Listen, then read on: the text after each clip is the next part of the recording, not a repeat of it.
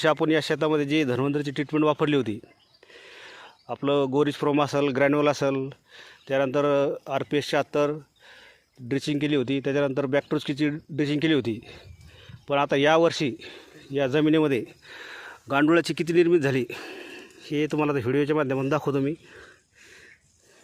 पण दाखवा बरं गांडूळ जरा. ठीक आहे. हे बघा, बारीक बारीक बारीक गांडूळ आपण ज्याला म्हणतो शेतकऱ्याचा मित्र.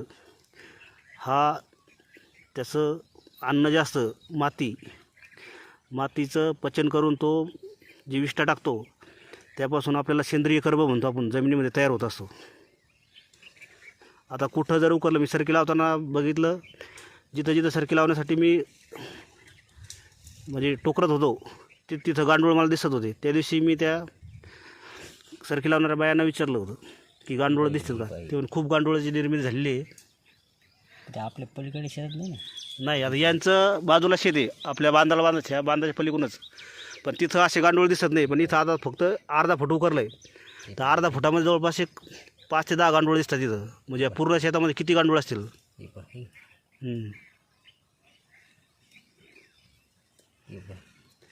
हा फायदा जो आहे हा सेंद्रिय शेतीचा फायदा होतो.